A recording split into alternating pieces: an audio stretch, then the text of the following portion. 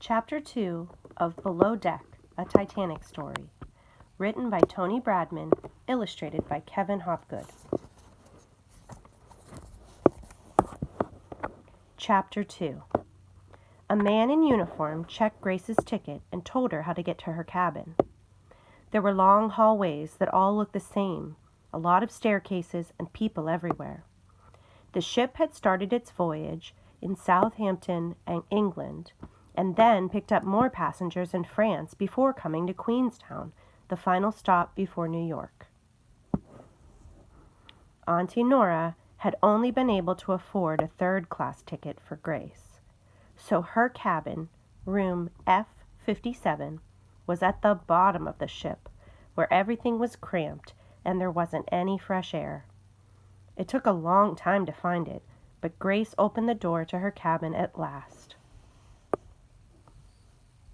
The cabin had 6 bunks, 5 already occupied by a family.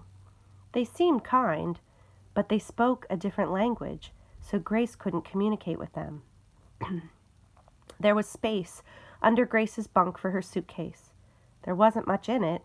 Some clothes, a piece of paper with Uncle Patrick's address on it, and a photograph of Auntie Nora.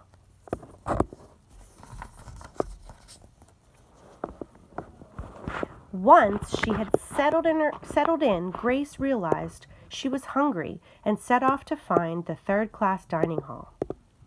The ship was even more amazing than she had imagined.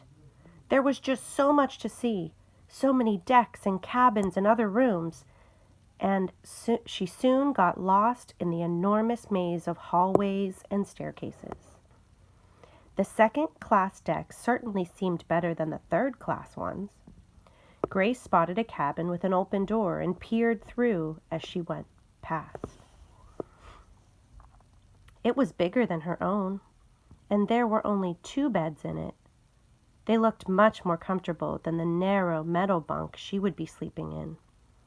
Grace continued up the decks, curious to see more. But as she was about to go through a door, a man in uniform stopped her. He asked to see her ticket and said she wasn't allowed in the first-class area. Grace was disappointed. Everyone back home had been talking about how grand the first-class decks were. It had been all in the newspapers, and now she wouldn't be able to see them. But as she turned down the hallway, she noticed a window that would give her a glimpse into the first-class dining hall. What a sight it was! The people inside were dressed in fine clothes and sitting at tables covered in spotless white linen. The silver knives and forks and the fine glasses gleamed like something from a fairy tale. The 2 boys stood next to Grace and looked longingly through the window, too.